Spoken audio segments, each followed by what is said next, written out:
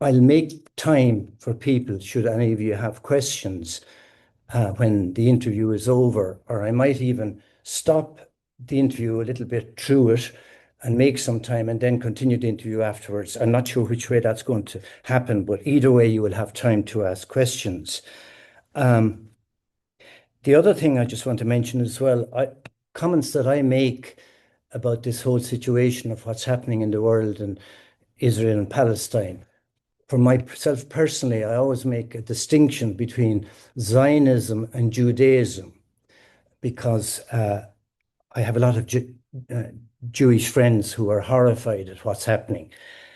So I just want to make that point when I speak about the atrocities that have been taking place.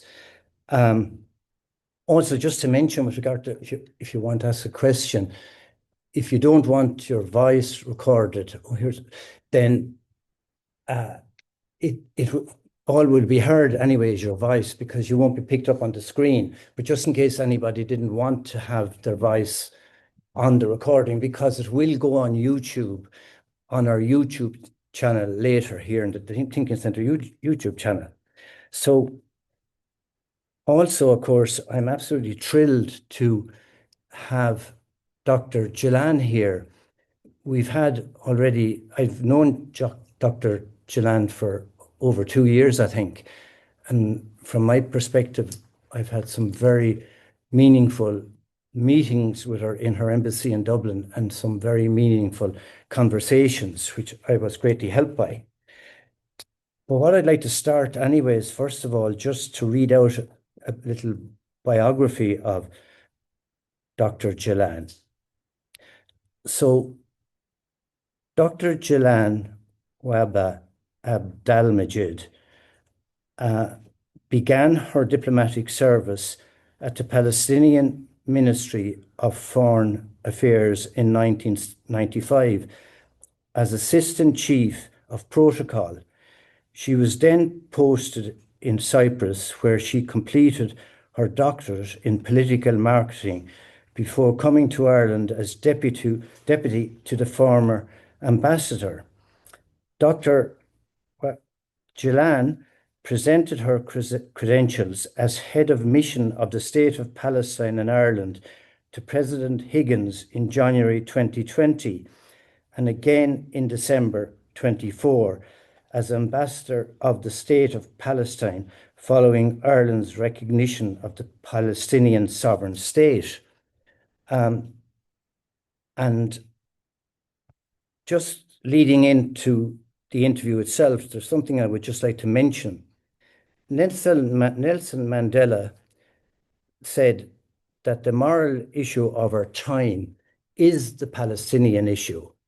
And he said that a number of years ago, obviously. And maybe people wondered, how could the Palestine issue in this small country that is Palestine be the moral issue of our time?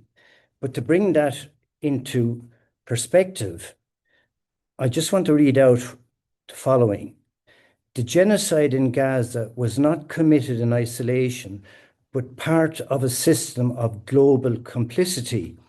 That's the conclusion of the United Nations Special Rapporteur on Human Rights in the Palestinian territories, Francesca Albanese. So what I'd like to then just ask Dr. Jilan, particularly at this pivotal time taking place where there's what is going on at the moment, what you might like to say about what you feel about how things are unfolding at the moment. Let me first, Eddie, thank you very much, and thanks to people who are here today. The situation and the ceasefire is still fragile, unfortunately. And even though since the beginning of the ceasefire, Israel killed more than 200 Palestinians until this minute, I know that the first phase of this plan for the exchange of hostages and Palestinian prisoners and the bodies, almost like this morning, the news were saying that Israel has received all the bodies of the hostages. I don't know if it's still another couple or three, but almost the first phase has been went through, and I can say that it's not 100% successful because there are still Palestinian people are killed.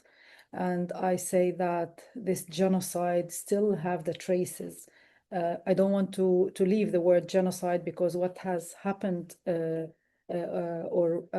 Gaza, what Israel really, did in the past couple of years, it was a real genocide. It's not me who's saying that. However, I am a Palestinian.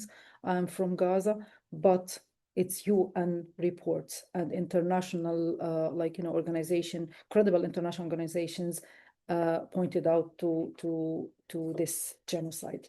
So still fragile. And the American plans for Gaza that was prepared actually without any Palestinians and for the Palestinians is still with all the 20 or 21 items or phases, that every phase of this plan needs another negotiations. We can continue for years, negotiate over this.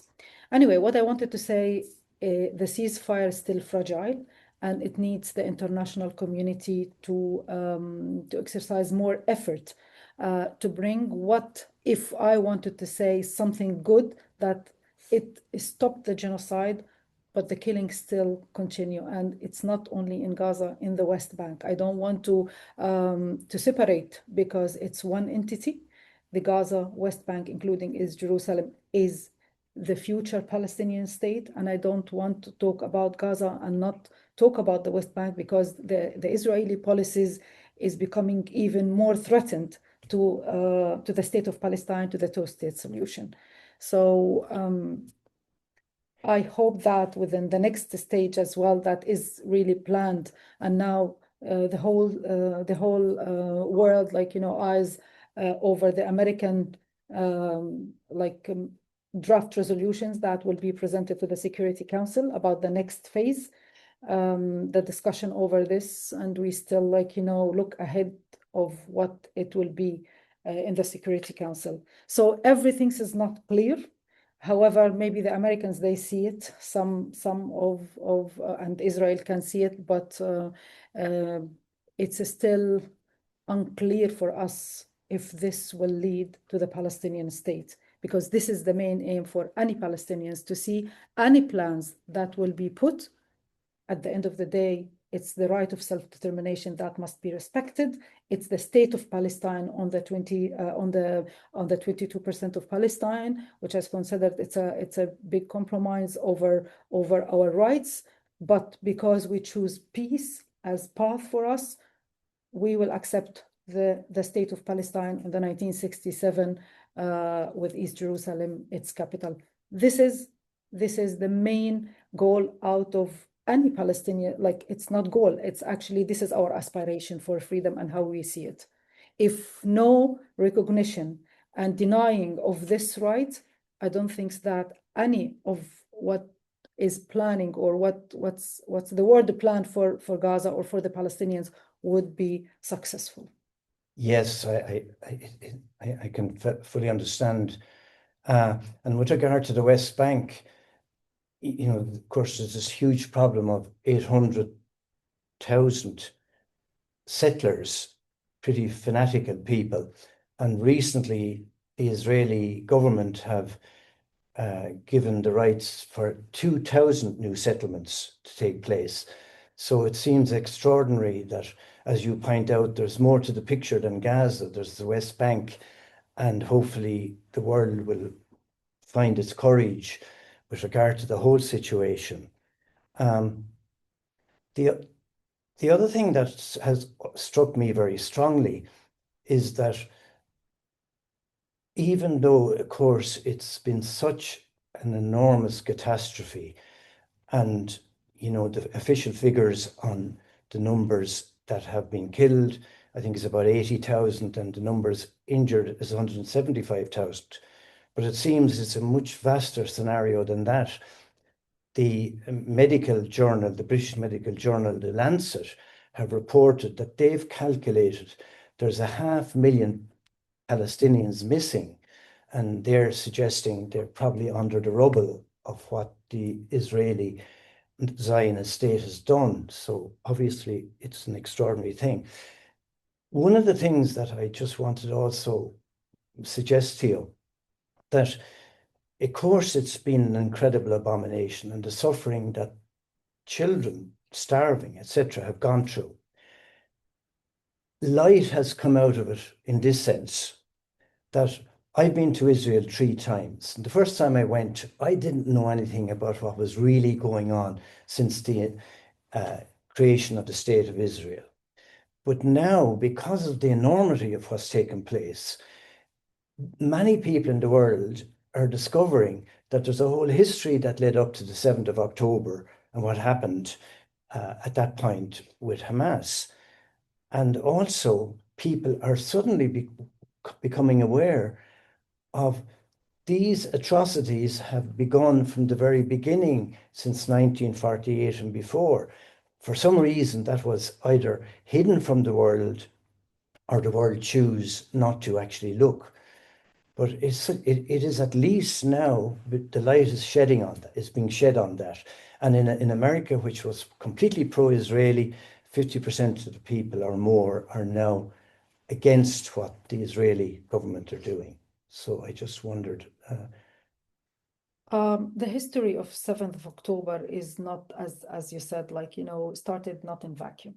And it's a long history of suffering and ignoring of the Palestinian rights.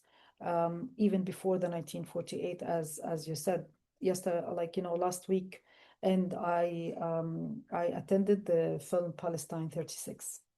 And that focus on the periods of the 30s of the Palestinian revolution against the colonization of Palestine. At that time, it's the immigration that came from Europe to Palestine.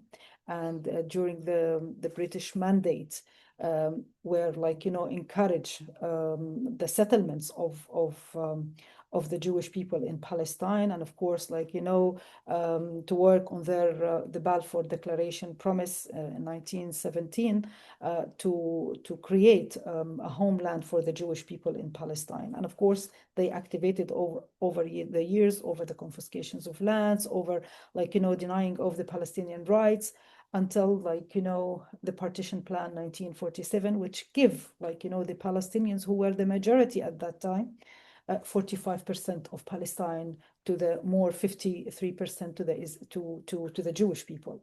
And the war started between the Arabs and the Jewish people. I don't want to say the Jewish people, because at that time it was gangs, the Zionist gangs who came and who killed Palestinians, who forcibly displaced the Palestinians.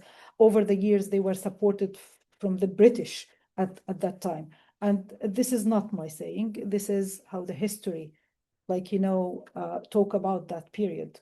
Palestinians speak about it. The United Nations as well have it on their website. You can read and you can get all the informations that talk about that period. When Israel, was created, and they announced the State of Israel back in 1948, and the war between the Arabs and the Israelis at that time continues until Israel, after even the 1967, control 78% of the Palestinians, and the colonization project grow to occupied after the 1967 the West Bank and the Gaza Strip, Golan Heights, and Sinai Peninsula. The colonization project in Palestine focus on the land expropriation, or confiscations, maybe the right word that we have to say to use is the confiscation of lands, to work on the demographic status over the Israelis and the Palestinians, and to grow settlements. And it happened, and more than I say that after the signing of Oslo, before the signing of Oslo, there was 200,000 Israeli settlers in the West Bank live in settlements.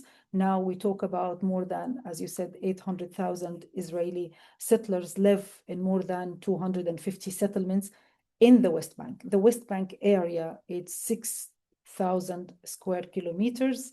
The Palestinian population there is around 3.5 million to 4 million. I don't want to to miss the number. And we see the increase of the Israeli settlers. It's not only settlers who live in this over stolen land of the Palestinians, but the violation of these settlers to the rights of the Palestinian in that area escalated day after day. The raid of these, the violence of the settlers increased over the past, we see the increase of the violence of the settlers against the Palestinian people in the West Bank in the last 3-4 years. More accidents, more raids, more killing, more burning, more stealing of the cattle, stealing of the recently, and we are in the cultivation season or the harvest season of the olives, and you know that this is number one of our economy that we depend, and it's not only something for the economy, it's our roots. This is the olive tree is our root, it's our deep rooted in this land. So the olives is it's our life, it's our love, it's our family, it's our belonging to the land. So this season the Israelis settlers never leave the Palestinian to cultivate. I mean, the Palestinians, they don't have easy access to their lands, to cultivations. The everyday attacks and burning of the olive trees and stealing them. They steal the olives and leave the Palestinians without. They cannot I want to say they cannot defend themselves because the Israeli settlers are protected by the Israeli forces. In this period, I mean, I don't want to talk about how many attacks the Palestinian endure during the olive harvest, but I wanted actually to focus on that this is what makes the life of the Palestinian in the West Bank become severe. And if I want to compare it to the Gaza, yes, you cannot say it in a different way, but the suffering of the Palestinian in the West Bank, not less than the suffering of the Palestinians. I know that some people might see it in a different way, but I see it, this is the danger. Whereas the whole eyes of the world goes to Gaza, Israel continue its policies. And recently, I wanted to mention this. Yes, I talk about the Israeli settler, but there is policies as well that Israelis on a daily basis adopted by the Israeli Knesset. And the most recent one is the killing of, sentence to take life sentence over the Palestinian prisoners. And this is new. This is new. This is something that the draft has been accepted by the Knesset, and this, if usually any bill that goes into the Knesset need 3 readings before it become a bill and to be. But in the same time, if I wanted to say something about the Palestinian prisoners, and the ill treatment, the dehumanization, the torture that they pass through, you can see it in the eyes of those Palestinian prisoners who were released during the exchange of prisoners and hostages. And the stories that we heard from them, the way their bodies, without saying any words, this will be very expressive, how the Israelis, before Ben-Gvir, but after Ben-Gvir took over the responsibility over the prisons, the humiliations and the tortures is become not triple, 3 times, 4 times. So the whole situation in the West Bank is not less than the situation in Gaza. With the fragile ceasefire, the suffering of the Palestinians still, Israel destroyed almost 80% of Gaza. hospitals, water, electricity, the infrastructure. So you talk about the suffering of the West Bank and the Gaza Strip. So this suffering will not end without, as I said, and I will say it, I will say it at the beginning, and I will continue to say it over this conversation, without acknowledging the rights of the Palestinian people to self-determination, to freedom, and to their own state, and engage the Palestinians in any plan, this will not lead to any stability in the region. And we warn over the times. Yesterday, I was in a meeting with a journalist who interviewed me like 3 years ago, 3 years or 4 years ago.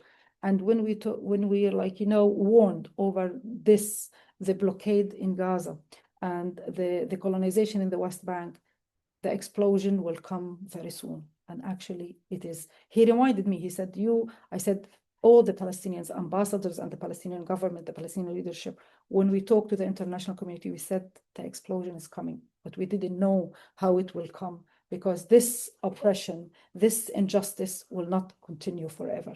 So the people will come up with something. I'm not saying, I don't want to talk about the 7th of October, what's the circumstances and how was it?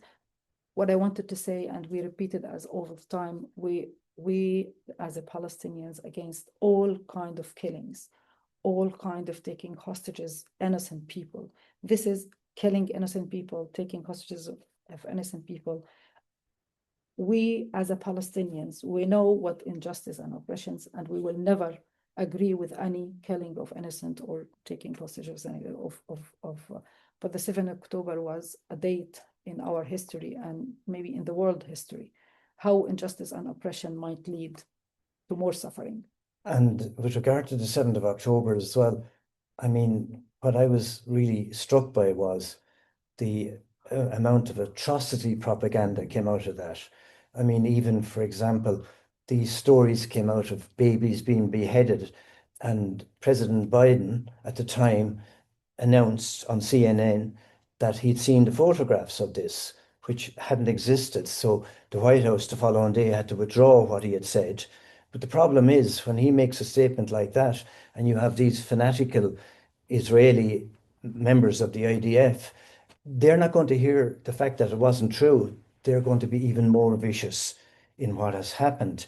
But the other aspect too, with regard to the Palestinian prisoners, it is quite remarkable that there's so much attention, and understandably I can see, on the Israeli hostages. But so much was not being said about the way the Palestinians were being treated.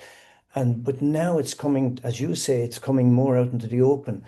This Israeli person, as recently as 2 days ago, who broke ranks, and she's got a big position in the Israeli situation, and she leaked the film which shows these guys raping a Palestinian prisoner. And it transpires apparently that he was not even somebody that had engaged in violence, but had just been arrested.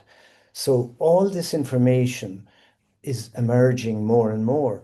And it is quite extraordinary that there's this extraordinary prejudice the whole time seems to operate, where even in the mainstream media, it's tilted somehow. They don't seem to report on the state of the Palestinian prisoners. And apparently when the bodies were returned to Palestine of those who had died in captivity, there was the signs of torture and everything. But so yeah, that is a huge factor. One thing that I would also like to say from my perspective, it's really also a crisis of arrogance. Because when you look at the Zionist state of Israel from the very beginning, arrogance is the key adjective. And the reason it is the word arrogance comes from a French word, arrogate. It means to take what isn't yours. So that is what's been happening since before 1948, as you are also pointing out. And just to also say, because you see, that this talk the whole time about anti-Semitism, but the 300 million Arabs are Semitic. They're Semites. So when we say anti-Semites, why is it always only anti-Jews? Because anti-Semitism means anti-Arab. And one of the reasons is that somehow it seems the Israeli state has usurped the word Semitism to be belonging only to themselves, which would be another expression of taking something that isn't yours. But it is such a situation at the moment. And it's just that I wanted to share that as well. Also, one thing that is encouraging for me as well is the amount of Jewish people that are starting to speak out. Like 450 Jewish, very notable people have written this letter recently, calling it genocide. Ilan Pappé, the Jewish historian who wrote the book 10 years ago, The Ethnic Cleansing of Palestine. So now, no matter to what extent the Israeli state had control over the narrative, they're losing control over it. You know what? I see Israel is isolated, and Israel is isolated. Yes. After the 7th of October, for the past 2 years of killing the Palestinian people, use starvation as a weapon of war, and the destruction, the mass destruction of Gaza. And at the end of the day, we only see that Gaza was destroyed. We see 80%, as I said before, or even more, like totally flattened. Yes, Israel is isolated. And what I see out of the American plan is a trial of not hold Israel accountable. And with the ceasefire to stop the genocide, and all the whole world came with like, you know, what we really appreciate. And I still say that, and our leadership say that, thank you to President Trump for taking this initiative. But I wanted to get far beyond this, which is, I don't deny it, that it's very important. The ceasefire was something that the only President Trump who managed to bring this, and he forced Israel to do it. But on the other side, I see that there was a move in Europe, a move towards sanctions, a move toward, like, the nations, the millions of Europeans who were protest, not only in Europe, actually in the whole world. This brought a new dimension to the struggle of the Palestinian people for their freedom and the rights of the Palestinian people. I could see that this Trump plan came to protect Israel. And I mean, to put aside the sanction, to put aside all these European governments, they were discussing around the EU association, the trade, the association agreement, and some certain countries, they have already took action to stop trade with Israel. The process started, and the change is going ahead. We will not go backward. So the isolation of Israel, how the Trump administration, or Trump himself, realized that we need to get out of this, and he came up with this plan. But do you think that this plan that was prepared without the Palestinians will continue successfully unless there is pressure? And that's why we always as well say that we need Europe, we need the EU, we need the international community to be next to it. We need their efforts, because the plan as itself, yes, it's about ceasefire, but there is a huge issue over the phases. We need to continue to work with the international community, but on the same times, I still see that without the pressure that comes from the Americans over Israel and Netanyahu government, things will not move in the right way. And as long as well, the Americans, they don't see the Palestinians in Gaza, in the West Bank, as one entity, one nation, one country, one one authority, one law, goal of freedom and the state of Palestine to be free, I don't think that anything will. I don't want to repeat myself, but this is how I see it. Israel wouldn't live in any security and stability in the region with, as you said, more than 300,000 Arabs surrounding without a real peace. Thinking of how to engage with those who believe in the rights of the Palestinians. So they have to change themselves. Yes, they can be part of the Abrahamic Accord. There are certain countries engaged with the Abrahamic, I don't know what they call it, but the nations themselves, I don't think that the engagement will be real without realizations and acknowledging or taking the recognition of the right of the Palestinian people into a real step of forming the Palestinian state. So then you can speak about Israel being part of the Middle East. Other than this, I don't think that there will be any stability in the region. And they will continue their plans. This is how I see it. They will continue to do plans here and there, as long as there is no recognition of this nation who stood up for the past couple of years and over the 7 decades struggling for their just cause. I don't think anything will be moving in one step. They can force it, but implementation and achieve what they planned for, I don't think so.